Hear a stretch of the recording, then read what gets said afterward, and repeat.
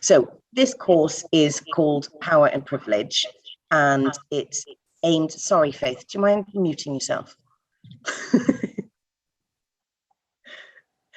So this course is called Power and Privilege, and it's aimed at small global solidarity groups such as yourselves, and it is funded by the SCCF SCCF Capacity Development Grant. So we are delivering it under Springboard. So thank you both very much for putting your content in to the chat. As you probably know, this event will be recorded, so we'll share the event with other course participants so that they can catch up later. If you're welcome to leave your camera on, but if you don't want to be seen, so you won't be in the recording unless you speak, if that makes sense. So if you don't want to be on the recording, turn your camera off before you speak. But if you're just in the room and not speaking, then it won't, the camera won't flip to you, if that makes sense, in the recording. We encourage you to participate, but nobody's required to if they can't. And then if you have questions, please raise your hand. So at the bottom of your thing, there's a reflection, there's a reactions thing, and you can raise your hand, and you can see I've got a little hand symbol that's gone up there. So if you have any questions, you can do that. Or with such a small group, just take yourself off mute and just ask us a question. This is informal, so do just ask at any point if you have a question, and I'm sure somebody else in the room will have a question, or will watch in the recording later. This is a safe space for minoritized people. No form of abuse will be tolerated, and we encourage challenge constructive conversations, but people's lived experience is not up for debate. You will see this as a reoccurring theme throughout the 8 weeks of this course. The emphasis on kind of challenging debate. If you have any serious concerns or want to raise a complaint, then WCIA is our senior partner, and they have a whistleblowing policy on their website. So please do have a look at that. Okay, so in today's session, we're going to introduce ourselves. Then we're going to have a chat about what do we hope to get from this course. And then we're going to have a look at, I'll give you an overview of the timeline, what to expect in terms of the sessions and the workbooks. And then we'll have a look at a self-reflection tool, and as a group, we'll discuss kind of what privilege and positionality means for us personally, and then also in our work. And then we'll also kind of finish with what does success look like? So what do we hope to get? How do we hope to look, understand success? And then we'll finish. Hopefully, I've got it timetabled in for an hour and a half, but hopefully we'll be able to finish early. Alrighty, so things can get messy whenever we host these conversations around power, privilege, and anti-racism. Things can get uncomfortable, and you can experience a bit of disquiet. I guess what we really want to encourage is that we don't want to be calling people out. We want to be calling people in. We want to be talking about the things that are uncomfortable for us, and we want to be challenging ourselves. And this relates to ourselves as well as to you as course participants and as practitioners kind of working internationally. And, you know, I've written there that challenge is growth, and that disquiet and discomfort is what pushes us to kind of work differently or recognize things that before we were not conscious of. And that's okay. It's okay to have not been conscious of maybe some of the issues that might be brought up. Some of you will be really familiar with with everything that we talk about. And so this might be a refresher. And then for others, some things may be new. And so I guess we would like to say that please do get in touch if there are any things that you want to speak about. We're going to have informal chats as well as course sessions, but also we're always available. You can just drop us an email or pick up the phone and call us if you want to talk about anything, either if you've been upset by something that somebody has said, or if you felt called out by anything and you want to discuss it. we want to be there to support you. We have no intention of making anybody feel shame or anything like that. Similarly, respect people's lived experiences. We do have a zero tolerance policy to any disrespect in terms of valuing people's lived experience. And then just to make things a lot easier, we've got an ouch and sorry system. So if somebody says something that you find offensive or inappropriate, then you can say ouch to kind of highlight that that wasn't something that you agreed with. And then the other person can say sorry. The person saying sorry doesn't need to give a justification, doesn't need to kind of draw it out. Just say sorry and we can move on and we can talk about it afterwards. Similarly with saying ouch, you don't need to explain why. If you don't need to feel put on the spot to explain why, if you just say ouch, you don't have to give an explanation for it, and we can talk about it outside of the session so that everybody feels comfortable. Right, and on that note, international development, global solidarity working has got its own language, anti-racism work has got its own language. It can all be a little bit overwhelming, particularly if you're new to it. And so as a kind of really broad kind of overview, we would say like try to we particularly in Hub Cymru Africa, we try to avoid outdated and offensive terms. We try to emphasize solidarity working and partnerships, and we have a glossary that we will share with you in the kind of follow-up email, and that looks at there's terms to avoid and definitions and terminologies. Those two documents are really helpful for kind of giving an explanation as to why we at Hub Cymru Africa don't use some terms anymore. And also let's support each other. So Faith is going to be setting up a Google Doc where we can all feed in. So if we come across new terms as we're going through the course, then we can feed into a collective kind of resource that we support each other with and kind of share learning together. Right, what this course is and what this course is not. So this course is not a formal qualification. You will have a certificate of attendance on completion if you want it. It is not a gold stamp for your organisation, but change is. There is an assessment as part of this course. There's a piece of homework that we would ask you to submit, and then we'll send feedback to you. And it is self-reflective. So my face is blocking the words there, but we say self-reflective and asks us what changes we will make. I think that's what it says. Okay, lovely. I am going to ask Faith and then Julian to take themselves off mic. Let's see if we can stop sharing a second, because obviously this course is hosted by Hub Cymru Africa, which I'm representing, but it is delivered by SSAP. So I'm going to hand over to Faith from Sub-Saharan Advisory Panel to introduce herself and explain her role. Okay. Hello everyone. I'm Faith, and I will be helping out deliver this course on behalf of SSAP, which I work for.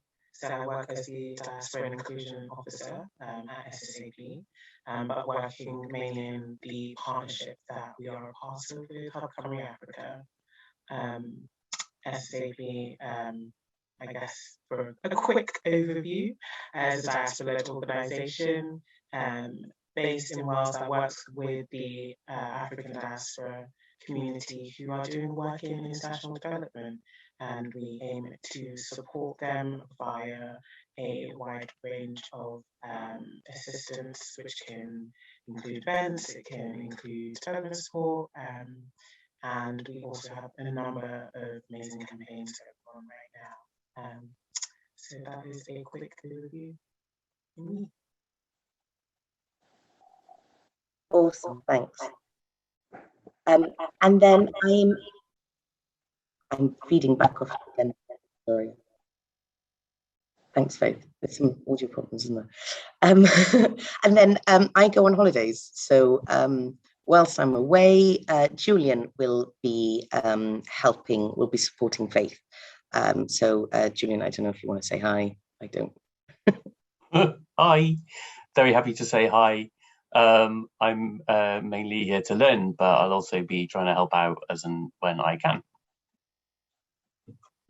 Fab, thanks. Okay, lovely.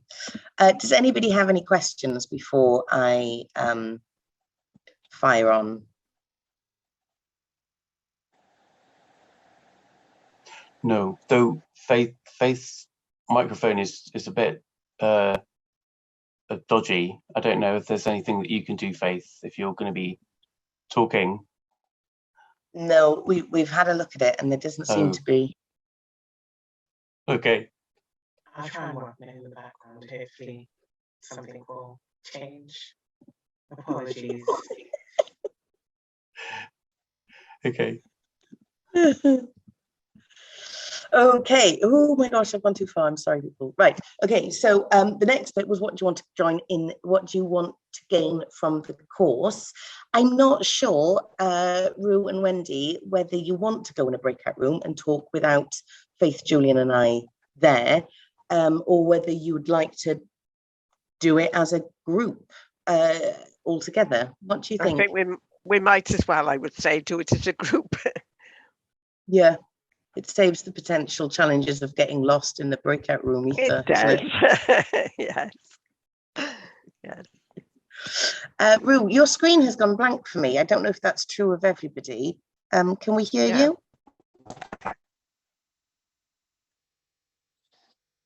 Hang on a second. Can you hear me? Yes. Yeah, we can hear you. Yeah, we can hear you. Perfect. Can you see me? We can see you. Yeah. Yeah. If your internet is bad, Rue, sometimes what I find, you're welcome to leave your camera on if you want, but sometimes sometimes I find turning my camera off makes it better. Yeah. Yeah, it makes it easier to hear. Yeah. Yeah, Okay. good. Yeah. So I'm going to sit in the background and take some notes. And I guess, Wendy and Rue, I'm going to hand over to you to kind of answer the question of what you hope to gain from the course. Right. Okay. After you, Wendy. Okay. Oh, thank you. I think we want to hand over more control to our partners. I think Gioconda Solar Schools is still working a little bit too much, that we suggest good ideas and our partners go along with them. And I think we would want to sort of step back a bit and transfer more of the impetus for what we do to our partners on the ground in Zambia. Also, I'm very aware when writing applications and things for funding of language, terminology, etc. changing, and that's certainly a part I will take a keen interest in. That's the start for me anyway. Rue? Thank you. Yeah, I mean, I'm pretty much the same. I can echo that. I mean, I should just say at the outset, I'm basically as privileged as it is possible to be, and on every kind of category of privilege, I score very highly. So I have a particular responsibility to be vigilant around privilege, and so that's part of my motivation for coming on this course. But I obviously, I also want to support the partner community to become more self-reliant in terms of funding bids, and there's one kind of issue that we've kind of had a few problems in our project with particularly volunteers going over and getting into kind of difficulties and some conflict with either other volunteers or with the like the host community around issues of privilege and such like. And so I'm here to learn about how to resolve those kind of difficult those difficult problems.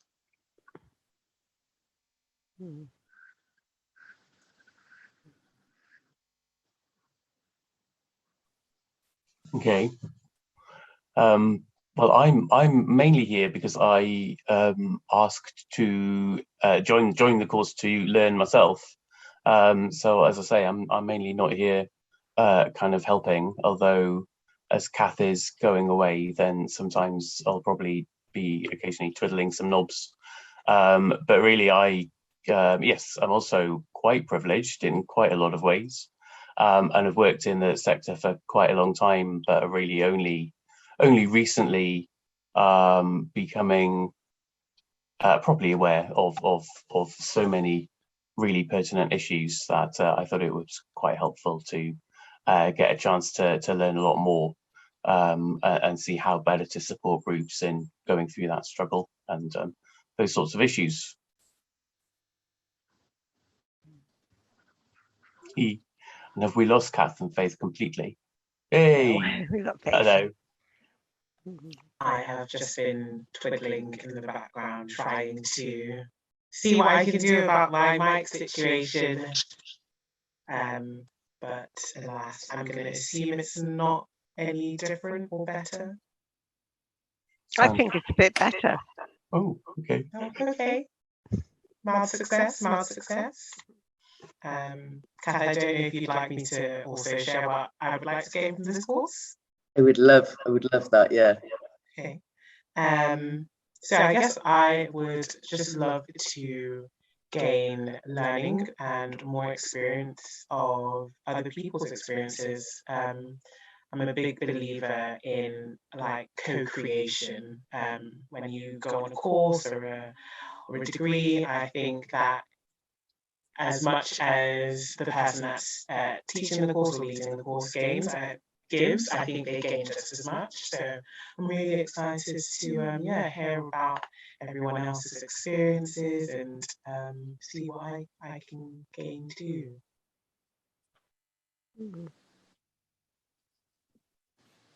Nice. Yeah. What do I want to gain? I do not feel that I'm anywhere near as far down my kind of anti-racism,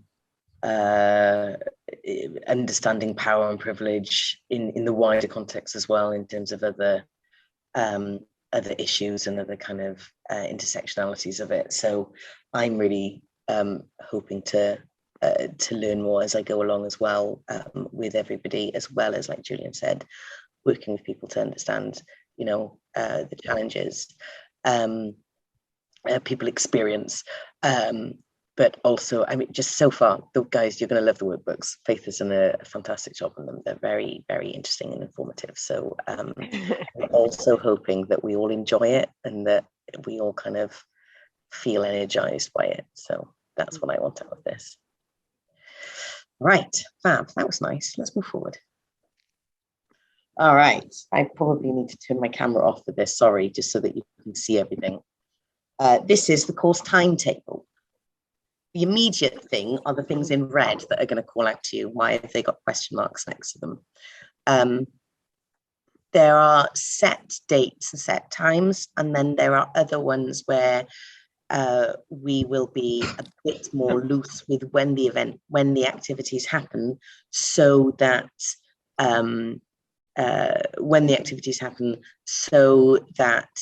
we can make sure that as many people as want to join in can. So you are currently on the introductory live session, and we will be emailing out. So the handbook 1 comes in 2 parts. So we'll be emailing it out, part 1 of handbook 1, and then next week you will receive part 2 of handbook 1, which is now going to be called the second handbook. And then each week you either have a handbook or a live session. So week 2 is a handbook, week 3 is a handbook, week 4 is the 8th of August, and this is a live session, and the theme for that session is an introduction to power and privilege. This will be a 2-hour session, and it is at UK time, 10:30 UK time. This session will be recorded And so if you're not able to come, you can watch the recording back at a later date. Then we will host that week, the week commencing the 8th of August, we will host an informal chat to discuss any questions from the session. So you currently have, so during the session on the 8th, you will, Faith will discuss with you what date works best. And so then you will decide a date collectively. So it might be the 10th of August, it might not, it'll depend on the group. Then you'll have another handbook sent out to you by email, and then the week of the 22nd, the email will contain the homework for you to start working on. And then on the week starting the 30th of August, you've got the final handbook. And then on the 5th of September, you'll have the second live session that's been delivered with us by Faith, and that is Understanding Positionality and Seeding Power. Again, it's a 2-hour session, 10:30 UK time. And again, you'll have an informal chat following that to kind of mop up any questions people have. That date will be decided at a later date. On the 12th of September, we'll have homework support sessions. So that's when you email us and say, hi, I'd like to have a one-to-one to discuss the homework. So all that week, you can just book in to speak to Faith, myself, and we will have we'll have one-to-one sessions to discuss the homework. And then hopefully you'll hand in your homework by the 26th of September. And then again, depending on people's availability and when works for the group, around on the week starting the 30th, I'm proposing Friday the 30th of September, we have an informal live session that kind of closes the whole of the course. And it would be lovely if we kind of focus on what action we will take as a result of the course as part of that session. Does anybody have any questions?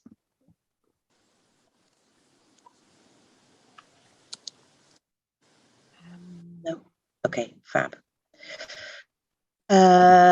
Right, do people need a break, a comfort break? How are people feeling? Would you like to have a break? Would that be helpful? Or would you like to power through?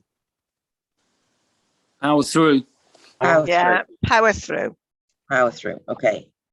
So this might take me 10 seconds to get the right timing of this video. I'm going to turn my camera off. I don't really want to be in the corner whilst he talks. Play.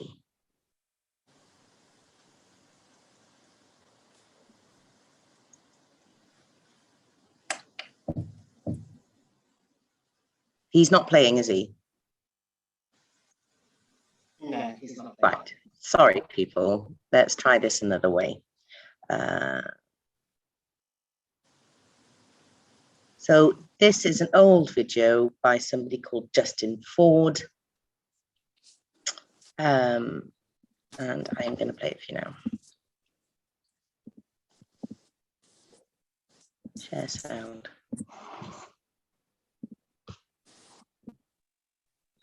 Can you all see Justin? Yeah. I thought to myself, okay, well, what's the threatening part about it?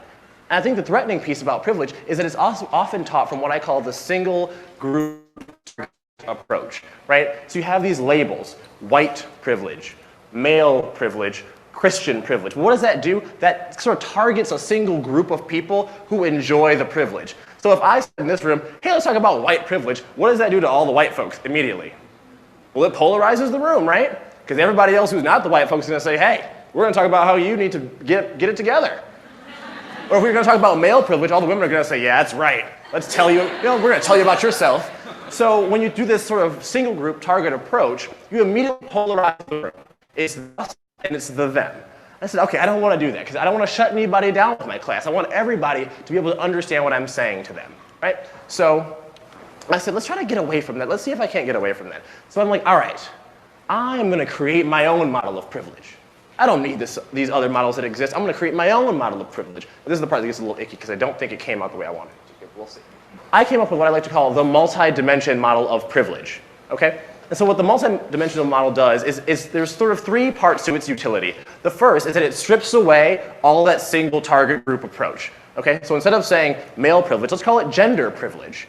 Instead of calling it white privilege, let's call it racial privilege, because any race or either gender or any gender can enjoy privilege depending on the circumstance and the environment. For instance, as a man, if it's hot outside in the summertime, I can take my shirt right off. Whoop, boom, shirt's off. I'm shirtless. Great. Our Howard Booth. There we go.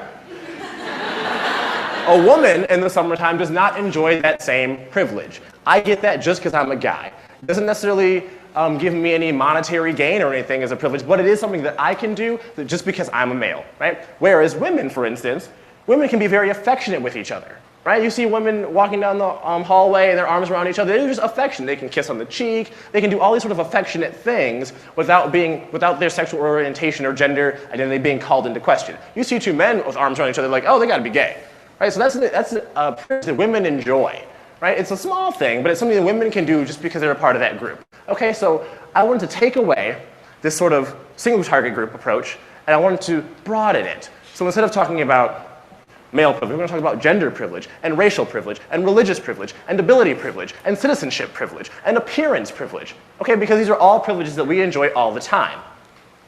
Right? The second piece of this utility is that much like our identities, they don't exist in discrete pockets, right? I'm not a guy over here, and black over here, and gay over here. I'm always a black, gay male, all the time. I'm all those things from Grosse Pointe Park, Michigan. I'm always all of those things, and I'm always interacting with all of that at all times, right? You don't get to just pick which parts of your identity you are. You may focus on one more than the other, but everyone sees you for all of those things all the time. Right? So you don't get to really pick and choose. So that's why I wanted to pick a model that kind of illustrated that. So you can sort of see this. But as you can see, it's a continuum. So the multi-dimension is supposed to be colored and pretty and awesome, but it kind of got a little bit messed up in the formatting. But it's a continuum. So instead of thinking of privilege in discrete pockets of male or white or Christian or citizenship or aesthetic privilege or gender privilege, I want to think of it as a continuum with all these dimensions of privilege with which we are always interacting at all times. Does that make sense? Just like our identities, we're always interacting with these dimensions of privilege consciously or unconsciously, okay? So there may be times when I'm exerting male privilege and I don't understand that I'm doing it until you make me aware. And then I recognize it, okay? So that's sort of the utility of this model is that, one, we strip away the single group target approach, and two, we sort of look at it more holistically to say that I'm interacting with these all the time. How am I doing that? How am I interacting with these all the time? What does that look like for me? And I chose these 8, gender, socioeconomic, orientation, religious. I chose these because these are sort of the large ones. We could probably spend all day, you all could raise your hands and give me different types of privilege, but these are sort of the large overarching ones that I thought would be pretty applicable, that anyone could sort of get a hold of and say, okay, these sort of apply to me, okay? So, the third piece is that it helped, so stripping away the single group target approach, and sort of looking at it holistically, what that does is it allows you, or the third piece of that, is it allows you to not look at what other people are doing. When we talk about male privilege, well, then women get to say, well, let's look at what you're doing. We're talking about white privilege, and everybody else gets to say, well, let's look at what white folks are doing. This model looks at what you are doing. Where is your privilege? How are you interacting with your dimensions of privilege? So you're looking internally instead of externally. Does that make sense? Because if I'm pointing the finger at you, and you're pointing it at me, and you're pointing it at him, and he's pointing it at her, well, what's getting done? Really nothing. Because all I'm doing is telling you what you need to be doing. But in theory, if we were all looking internally and recognizing our own privilege and working with that, well, wouldn't we live in a better place, right? So that's what this model is about. It's about looking internally to say, okay, what are my dimensions of privilege? And how am I interacting with them? And how do I affect that on a daily basis, and maybe in small ways? And so there was a couple.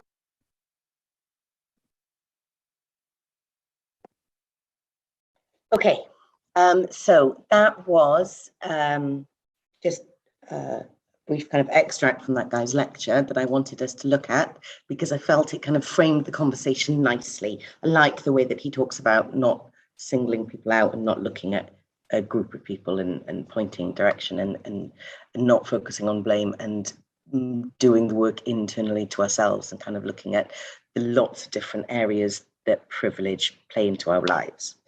So I want to say hi to Paul. Sorry that you've missed the first little bit, but I think you've just joined at the most interesting bit. So I hope that's okay. You can take yourself off mute if you've got any questions to ask. This is quite informal. And also you can also you can just raise your hand on the reactions part of Zoom if you would like to. And just use the chat, put any questions you have in the chat.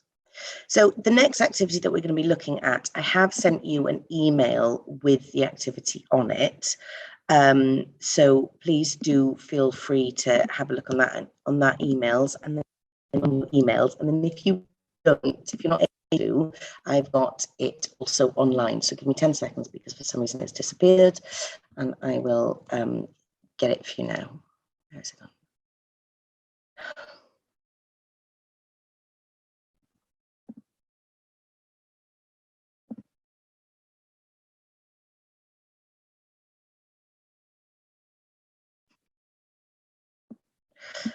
Looks like I won't be doing that.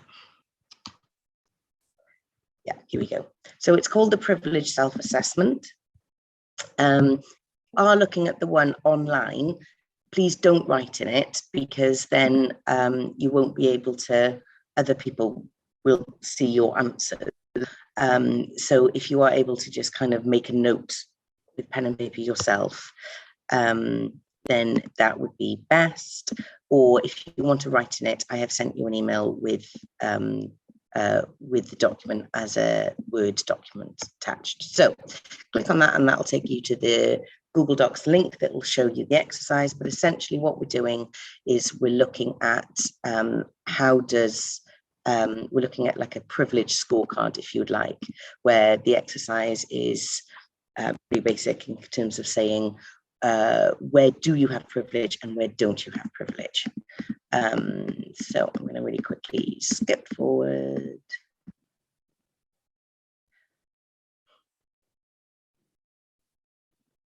Right, so it looks like this. And so all you do is do a tick next to where you do not have privilege, and then do a tick next to where you do have privilege. And then we'll have a look at discussing it in groups. Is everybody okay with that? Is everybody okay with either looking at my screen and giving themselves some ticks on where they do or do not have privilege, or looking at the Google Docs or looking at the email? Is that okay? Can somebody take themselves off mute? Wendy, Rue, Paul? Yeah, fine. Fine, okay. Should we give 5 minutes for it? I mean, it's 10, 11 minutes past, should we go to 15:15? Yeah. Yeah, okay, cool. What we'll do then is we'll go into groups where you can, we'll go into groups and you can discuss what that means to you.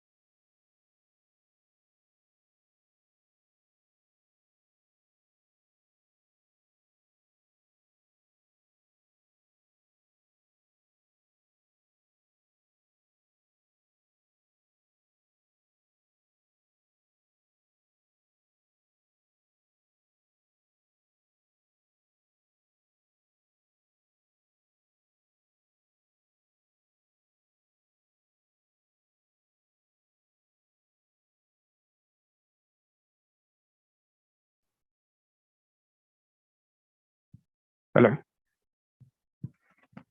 Hello. I can hear you.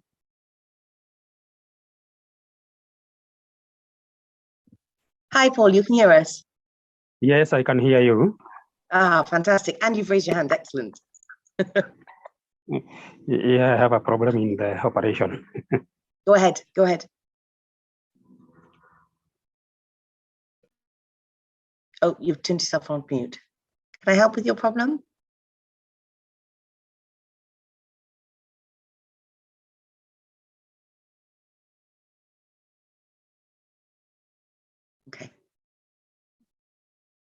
Okay, Paul, you've turned yourself on mute again, but I'm assuming it's because you're okay. Give us a shout if you are not.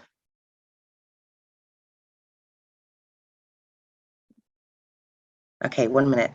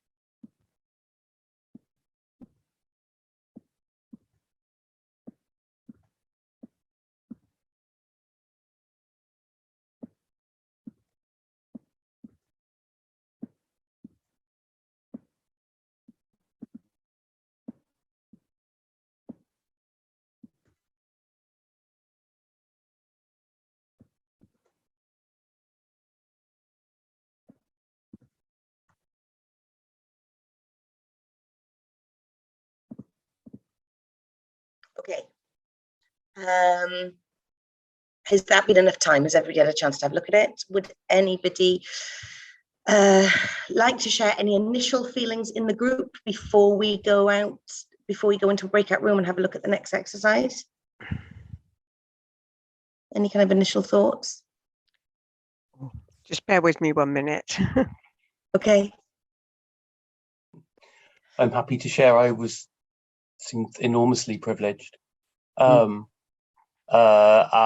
was a little bit of I suppose there was one area where I suppose that my privilege, particularly geographical, was different if considered within the UK or considered globally.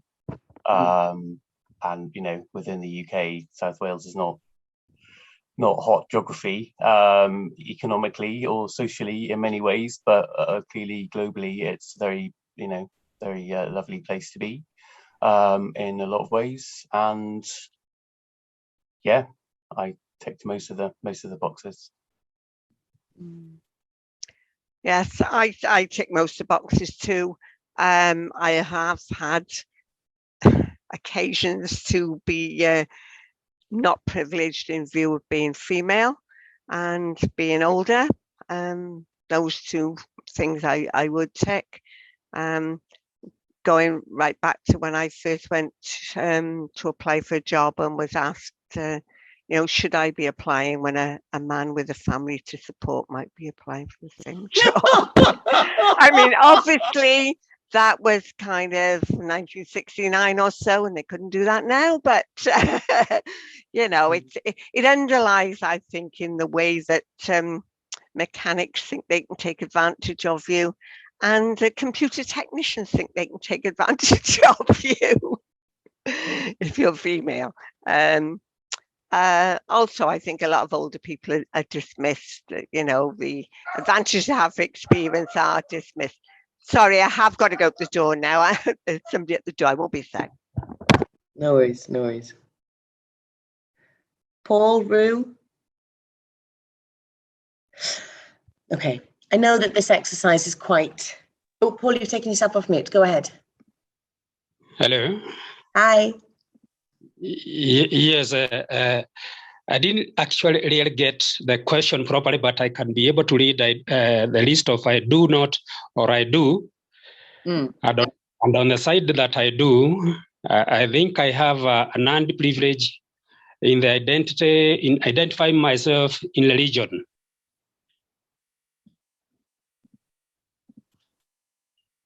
Do you want to expand on that if you're comfortable?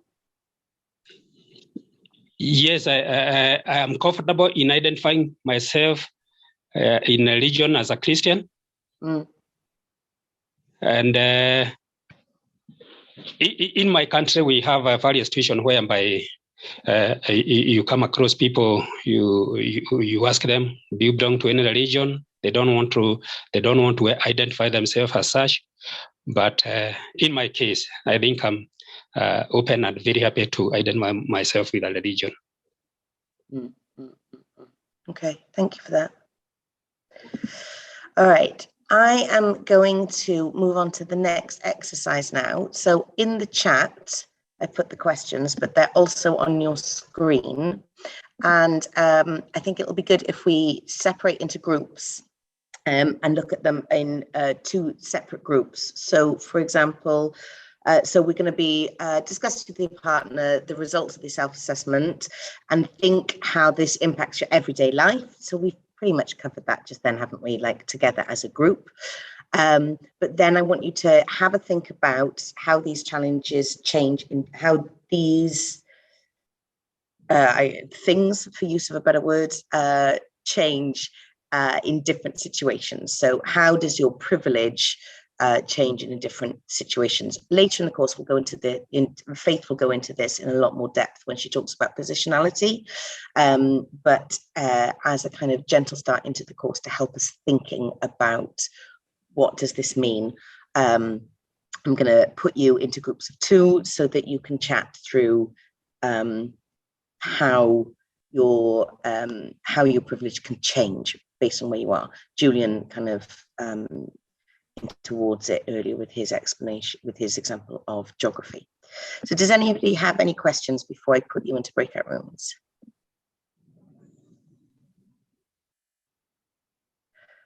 No? Okay. How long do we have actually? Sorry, did you say that? Oh, that's a really good question. Thank you very much. You will have, I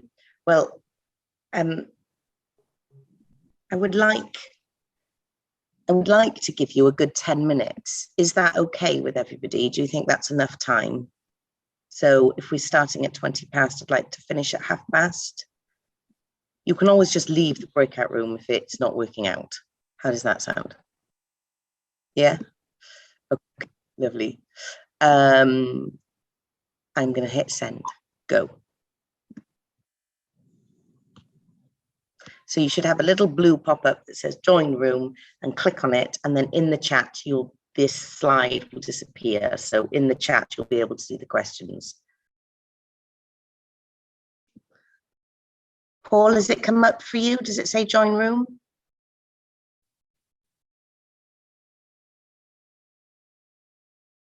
Paul? Paul, are you able to join the room?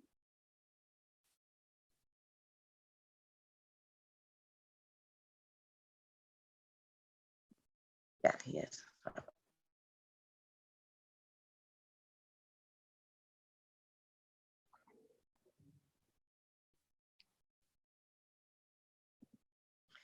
Hi guys, it looks like Ro and Paul are still having a chat. They'll have like a minute thing down, won't they?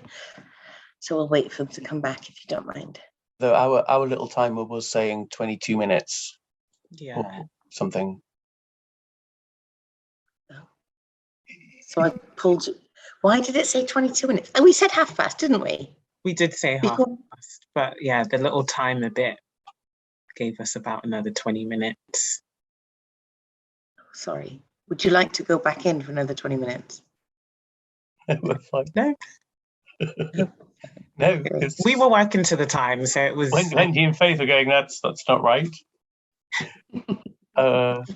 We don't need another 22 minutes.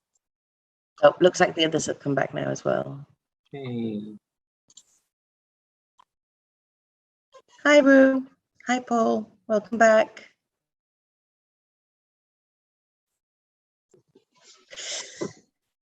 Okay, so I want to be very clear that you don't Please don't feel that you have to share reflections if you don't feel comfortable doing so, but we welcome your reflections if you do. No pressure, just say no if you would like, if you don't want to. But does anybody have any kind of reflections that they would like to share?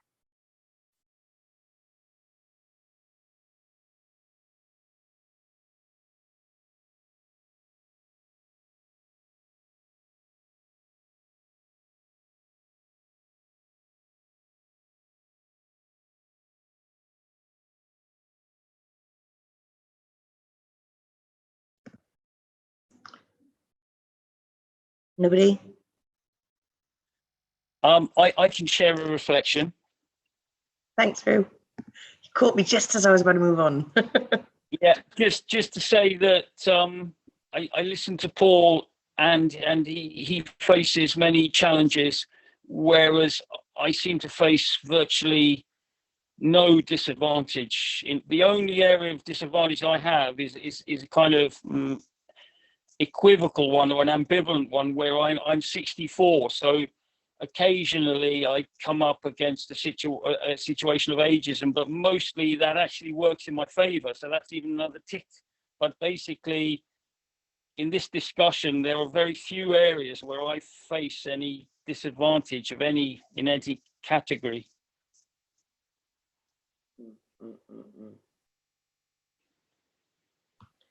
Did you have any thoughts about the second question, which was like, what are one or more ways in which, Paul is saying the time is not enough. Sorry, Paul. Sorry. I guess on that, I mean, we're a small enough group. If people do feel that they would like to have more time, I'm not opposed to that. If people feel that the conversation would be useful, they'd like to have more time. But similarly, I'm happy to kind of crack on with a bigger group discussion if maybe that would work. Should we carry on in a bigger group discussion? Yeah, good. Yeah, okay.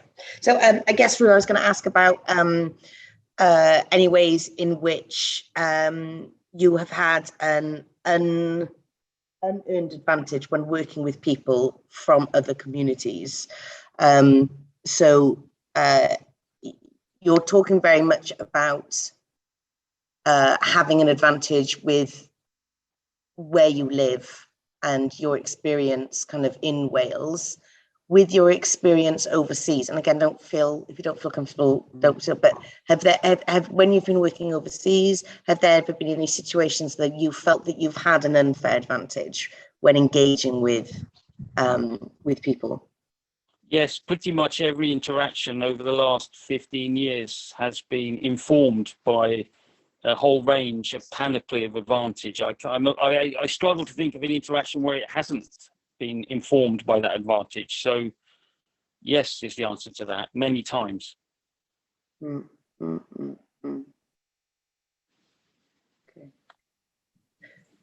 Paul? Yes, in a number of cases, I've worked with friends from other countries who come to visit Kenya, from Italy and from Spain. And one of the challenge I've seen is especially communications in the sense that we don't have a common language in which we can communicate to one another, and sometimes you have to do something very important, but you cannot communicate.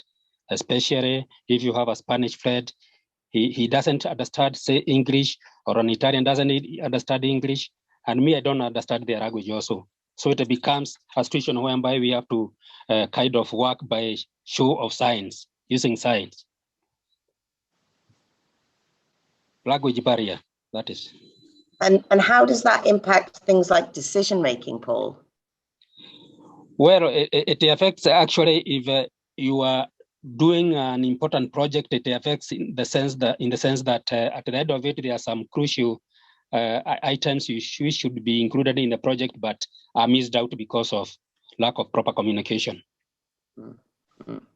Do you find that sometimes those kind of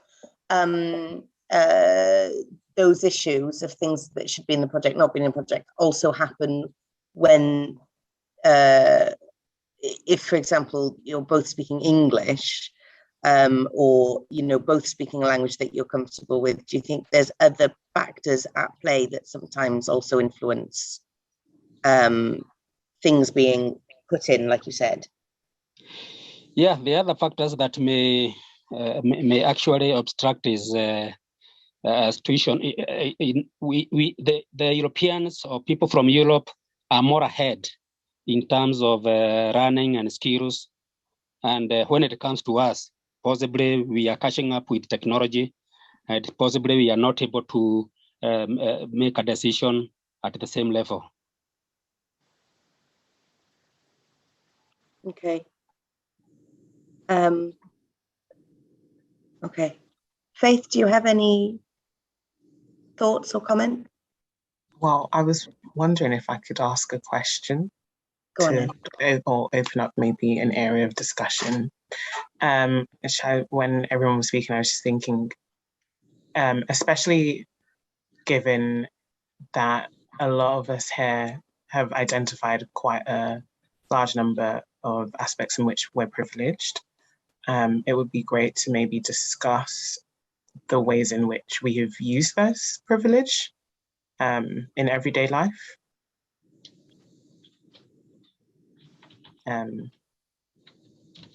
So, for example, I know that I am very privileged given my level of education, and I use this privilege in situations kind of like about what Wendy said. I think, if you don't mind me mentioning, in the breakout room, where people will look at your degree and be like, oh, okay, now I can take you a bit more seriously. I will use that to be taken seriously because other factors mean that I might be taken less seriously.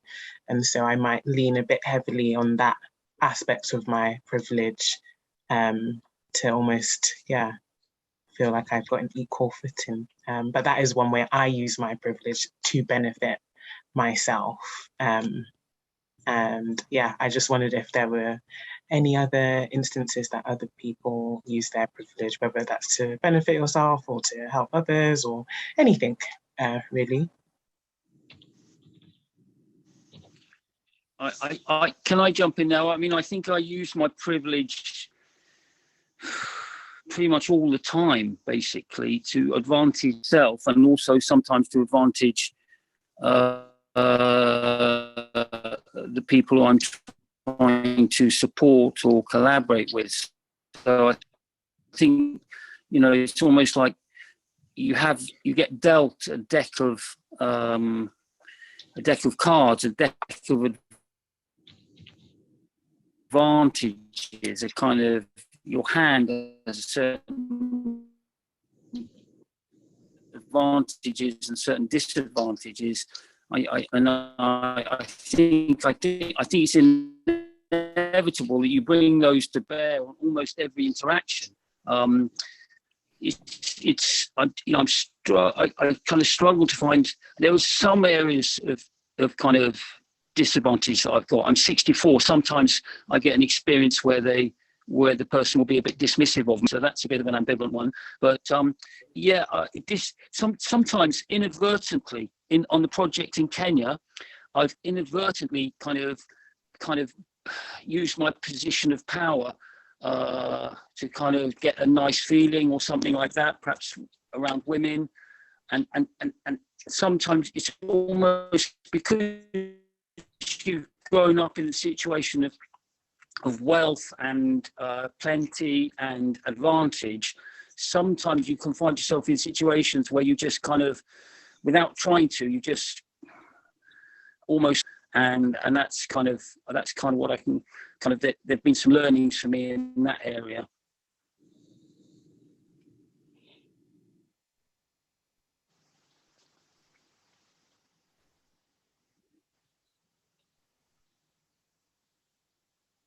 Rue is frozen for me. I don't know if Rue is frozen for anybody else. Yeah, he has frozen. I hope, I'm sorry about that. Sorry. Oh, no, you're back. Good. I hope, I don't know when I froze, but.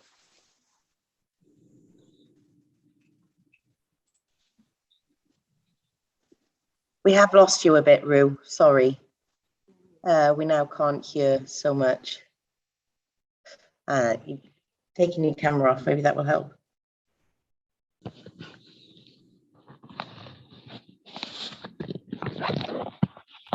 I use my privilege to benefit myself and my family. Can you hear me now? Yes, go ahead, Rue.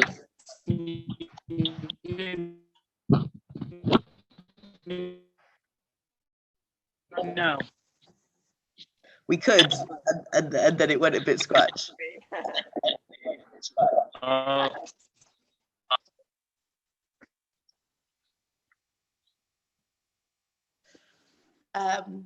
So an example in which I use my privilege is, for example, speaking. I'm so sorry about this, but yeah, but inadvertently.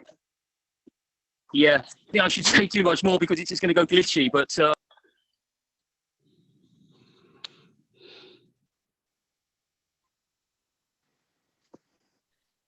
Rue does not have digital privilege, does he? Rue does not have digital privilege. For all his many other privileges, the digital divide is strong. Maybe you can put in the chat. Fair point. Oh. Maybe you can put in the chat exactly what you're trying to say, because I don't think I've caught all of it due to the technical glitches. Yeah, I think putting in the chat would be lovely for everybody to be able to see.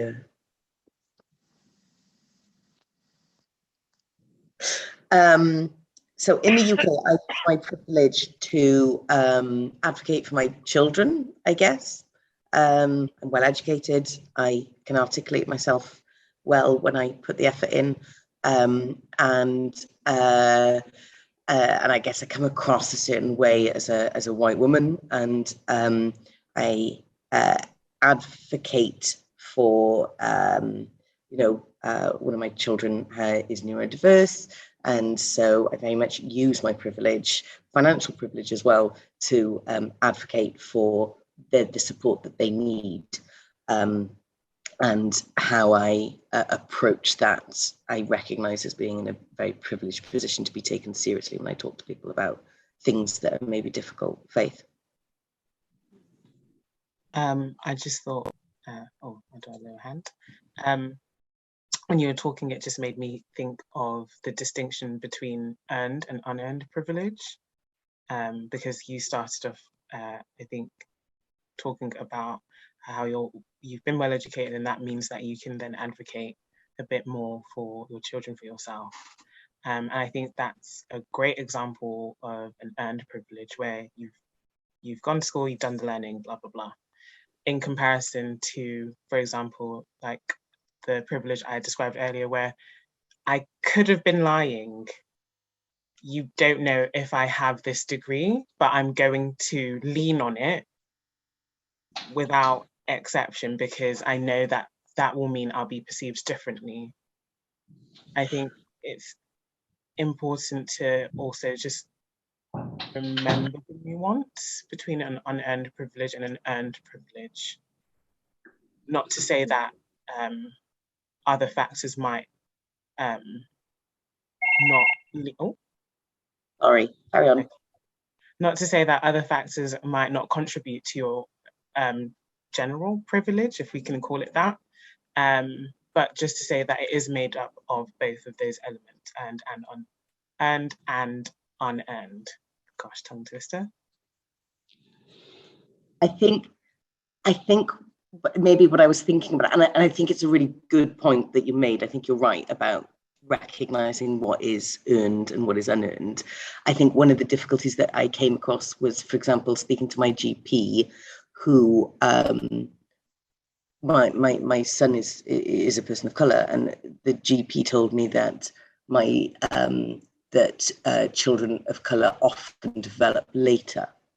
And so then I feel that that's my position when I'm going into these conversations, is there's an underlying assumption that, and it is well documented, that neurodiversity such as ADHD is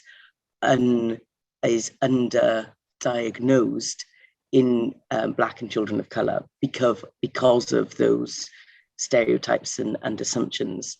And so then I guess maybe I am using my white privilege in advocating for him in a slightly different way. Would that be a thing? Oh, definitely, and not to take away from any of your experiences either. But yeah, that clarification, yeah, definitely makes sense to me and hopefully to everybody else regarding how your privilege is functioning in that situation. I feel like I'm being listened to more than if maybe my husband was having those conversations, unfortunately.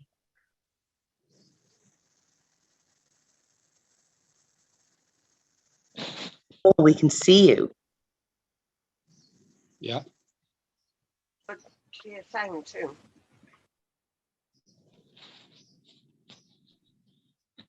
Okay. So we're coming in to, we were hoping to finish at 11:45. So we've got 7 minutes left. Is there anything that anybody wants to add to this discussion before we move on?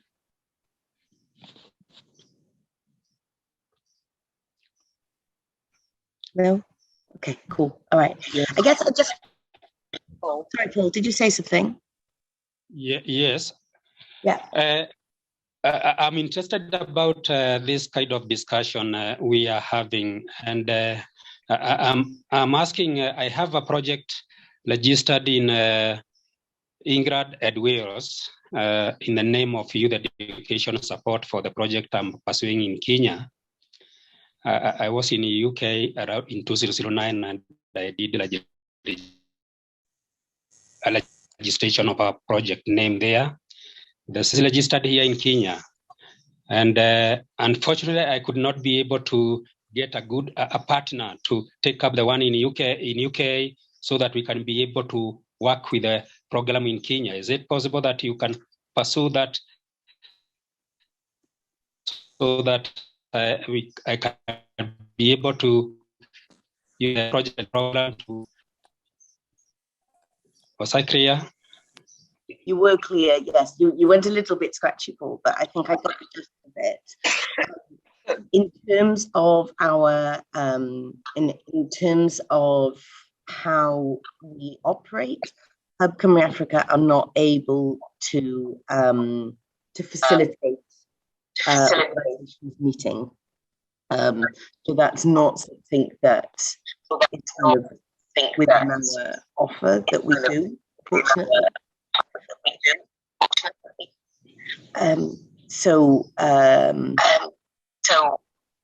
Yeah, I mean, you're welcome to join our events, and you're welcome to join our networking, but we're not able to facilitate direct kind of introductions, unfortunately. I'm sorry. Okay, just in case. Okay, thanks.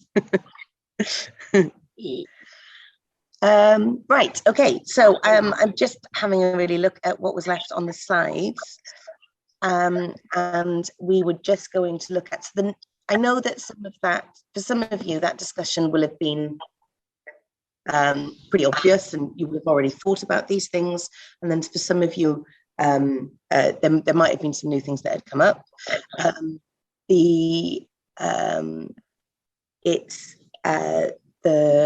I'm losing my place, sorry people. There will be a workbook that comes out by an email that will give a lot more context to the conversation that we've been having and more exercises to do. So throughout the course, you'll get a workbook with exercises to do on yourself, and then Faith will be hosting the next 2 live sessions. And then Facebook will, and then Faith will host the next 2 live sessions that will then look at the content. So you need to read the workbooks before you come to the next live sessions, and you need to have put some time into thinking about what is being discussed in the workbooks, so that you can kind of get as much as possible out of those live sessions. Faith, do you have anything that you want to talk about in regards to this?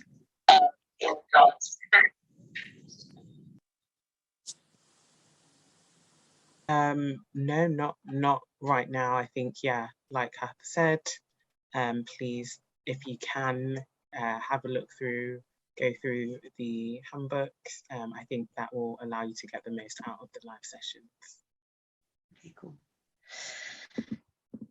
Thanks, Faith. And then I have a last question, which is about how do we measure success? So we've talked about what we want to get out of this course. Now I guess I want to ask, what does success look like? It's really difficult for us to kind of externally come up with like metrics of success of what this course will do for you as participants. But I guess maybe if we have like 2 minutes to just really quickly write down maybe a metric of success, or maybe what change you would like to see, and just write down a kind of statement that you think that, yeah, success will look like, or I will want to see this change, and then we can share it with each other, and then that'll be a wrap. Thank you.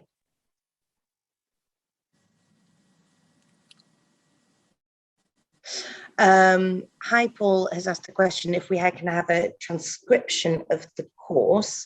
So these recordings will be on YouTube, and I think that they do have captioning on them, so you'll be able to watch the videos again, and then the workbooks are all written in documents, so you'll be able to read the workbooks themselves. You'll be able to download them off the email and read them.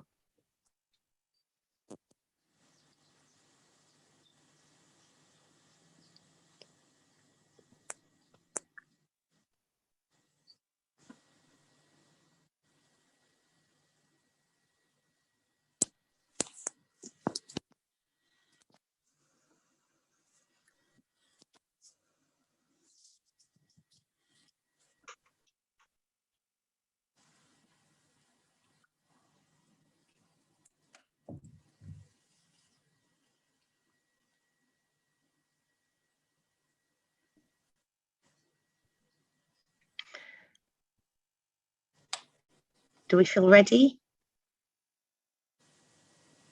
Yeah. Yeah. Ru, are you okay to go first? Yeah, sure. Success in this course for me would look like I am better able to recognize some areas where I need to grow around privilege, and also I would want to be able to better resolve some of the conflicts that arise in our community link around these issues. Cool, thank you very much. Wendy? Or are you still crafting your sentence? I would like to have a different working balance with our partners. So they're possibly a lot more proactive in working with us.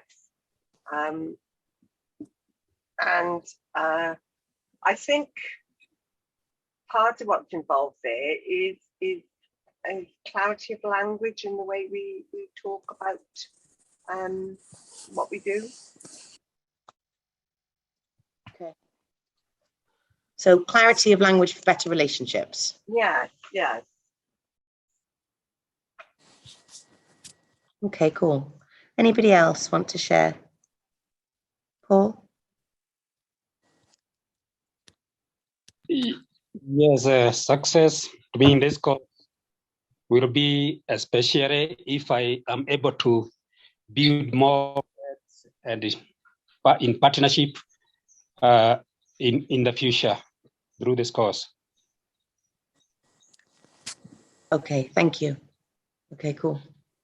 And also to learn more from the overseas, from European partners in terms of skills and knowledge in different areas that can be applied when it comes to especially areas of ICT, climate change, even Herod in terms of youth prevention, prevention of in areas of youth where they are abusing drugs. Okay. So I kind of just a point of clarity on that, because you missed the start of the course when we were talking about what this course is and what this course is not. And so I guess, to be clear, this course is specifically looking at power dynamics, and looking at privilege and how relationships between partners in global solidarity working and international development are impacted by those dynamics. So we're not going to be covering those issues that you highlighted, but hopefully, if you stay with us, you might enjoy the discussions around, partnership working and the dynamics in that. Sure, even understanding the whole course will actually enable us to have a different way of approaching activities here. Yeah, brilliant. Thank you, Paul. Okay, Julian, do you have anything to add? So I would like to get a better understanding, I think, of things that I should have done differently in the past, a better understanding of things that I could be doing differently in the future in my own life to better use my own privilege and understand it. And I would also like to get a better understanding of how I might support groups who are working in Africa to help them to understand and make better use of their own privilege as well. Awesome. Thank you. All right. I think we're ready to call that a wrap. There will be an email coming out with lots of information for you to have a look at and work through. There is a questionnaire, like a self-reflection questionnaire, and that has two parts. One part is asking you, what did you learn? And our experience shows us that if we articulate what it is that we've learned, then we're more likely to remember it. And then the second part of it is giving feedback on Hub Cymru Africa and SSAP and how you found the course and the workbook. So you'll be sent that each week that goes alongside the either the workbook or the live sessions, and you can feedback on both or neither. Paul, thank you very much. Rue, Wendy, thank you very much. Thanks, Julian. And thank you very much, Faith. I'm so sorry I'm not going to be here to take part, but I'm going to be watching the recordings and I'm looking forward to it. Any last comments, Faith, before we close? Thank you all for coming. Looking forward to the rest of the course, and we will definitely miss you, Cath. Missing you all already. All right. Thanks, guys. Thanks, everyone.